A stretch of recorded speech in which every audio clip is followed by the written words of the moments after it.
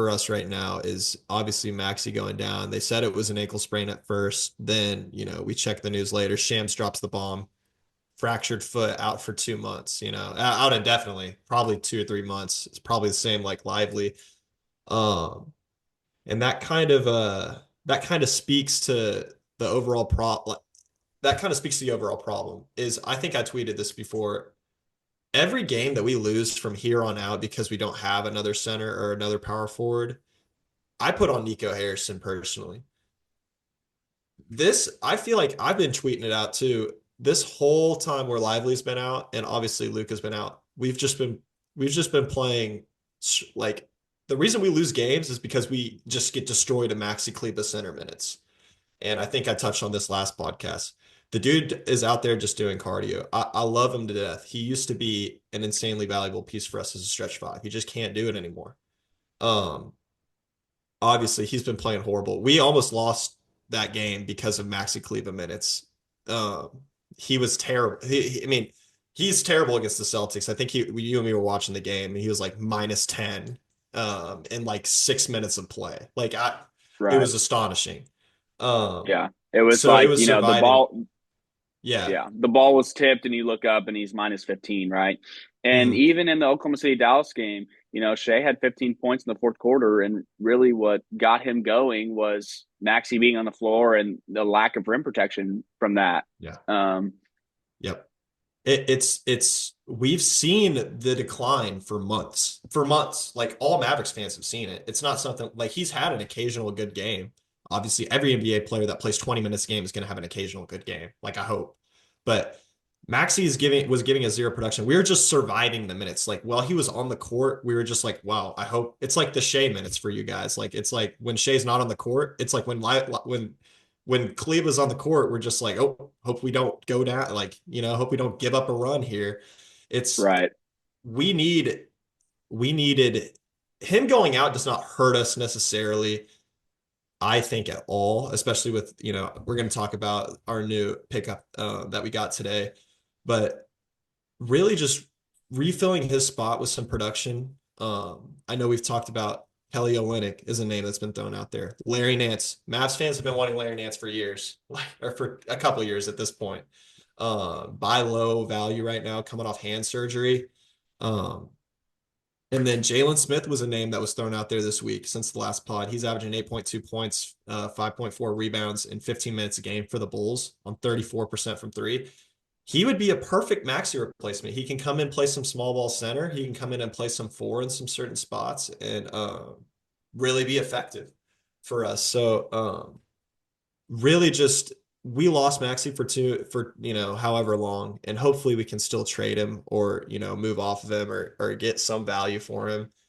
But it's really gonna come down to we weren't it wasn't like we were winning minutes with him on the floor. So that injury is not like making us so much worse. It's just mainly now like we got to actually look at some different lineups. I know you talked about Omax center minutes at some point, like PJ Washington Yeah. center minutes. We're gonna have to see. I mean, dude, if I see the Omax that played in Paycom last Thursday, I mean, I think that you ought to try it, right? Um, Mhm. We just saw to Markeith see. Morris on the court. We saw Markeith play his first meaningful minutes in years. Yeah, and I mean, obviously, I don't think we have to touch on it too much. Markeith is not the answer, right? No, he's not. But I mean, he can't be any worse. Like he can't. Maxi doesn't do Right. anything. But that brings me to my last point about the Mavs tonight is we announced today that we dropped Gortman and we're signing Kylor Kelley. Um, I think we'll enter some highlights here. Um, Obviously, Jazz looked promising at first, but he's been kind of pushed back. Brandon Williams been kind of taking his minutes as the fourth or fifth string point guard on the squad. Really, no need for Jazz. We knew that it was probably him that was going to be the one that was going for a two-way big. I know a lot of people wanted Jamarion Sharp. This guy's the guy we need at this stage. He's Kylor Kelley, 27 years old. Listening at some of his stats right now. 6.2 points per game, 5.8 rebounds per game, 1.8 assists. He averages 1.7 blocks per game.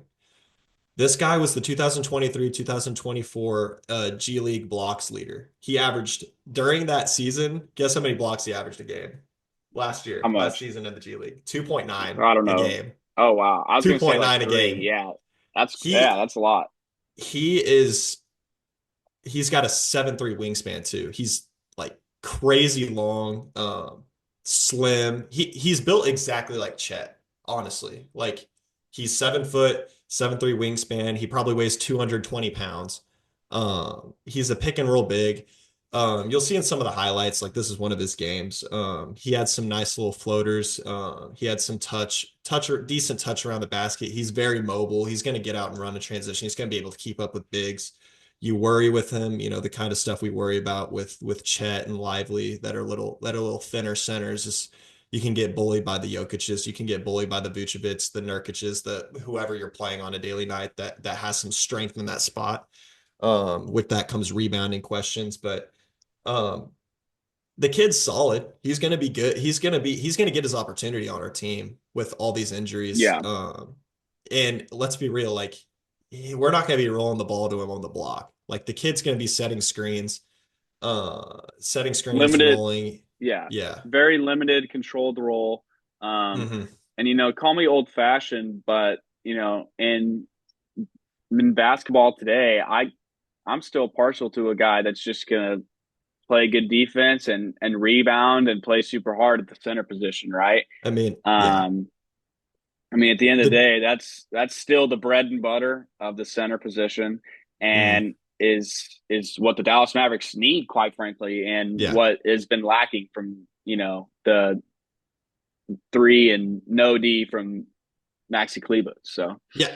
And that's the thing. He's at the very least offensively, like this kid's not even a lively offensively. And we know Lively's not the back to the basket big. He's developing in that area very nicely from his rookie year to this year. But this kid's not going to be hitting post hooks. He's not going to be doing all this. He's strictly going to be a kind of catch and dunk guy. He's shooting 63% from the field this year. Like he's a catch and dunk lob threat. And mhm. he was G League all defensive team last year. Like the kid's a stud defensively. He goes and contests shots. Like if he could be half the defender Lively was and just as mobile, he would really find a spot on this depleted Mavs team right now. But it was a good move for Nico to go grab this kid. Obviously, we're gonna put some highlights up of him, and he's got potential in a role around this team and the athleticism and the good passing, especially when Luka gets back. He's gonna have a shot, and he's gonna have a shot in the NBA, especially whenever Luka gets back. So pretty excited to see him. I know Mavs fans wanted Jamarion Sharp, but that Mavs fans should be excited about this kid. So Yeah, I think there's a lot to be excited about, right? Really, just like you said, moving off those Cleveland minutes, finding somebody that's just going to do the little things for this team, I think will go a long way. mhm. Even with the limited center rotation that the Celtics have, they still just absolutely had their way in Mhm. Cleveland minutes, to be straight up. And, we'll see Luke if there's Cornett was any looking like more. Kevin McHale on us. He Yeah, was I he was mean, just just working Cleva over. right. And, Luke Cornett is nothing special in, today's NBA by any means. Mhm. So, I, Yeah. I'm interested to see like moving forward, like this week for y'all is like a little lighter in terms of Mhm. schedule.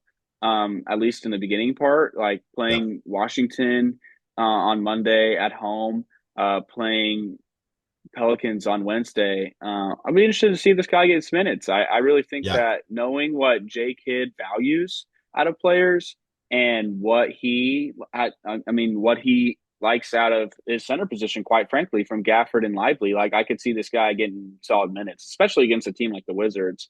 Where you're most likely going to take care of business there. So Yeah, watching his game film, we know Gafford and Lively is the strictly roll to the rim type of bigs. They don't really short roll very often. If there's blitzing, they're taught to short roll, and that's when you'll see them step up to the free throw line area.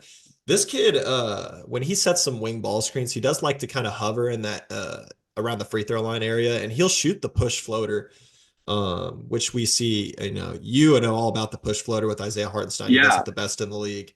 Was He about to has some say that. touch with that Yeah. floater, so it's just maybe a different aspect you can see out of him. Don't be surprised if you see him shoot the occasional push shot. He's had some success with it in the G League, so Yeah. Do you think is this the type of player that's going to be provide any floor spacing, or is that just not really in his game? nope, zero attempted threes. He's not going to shoot the ball. My biggest worry with him really is we run a lot of kind of dribble handoff actions, and you'll see that with Jason Kidd out of timeouts.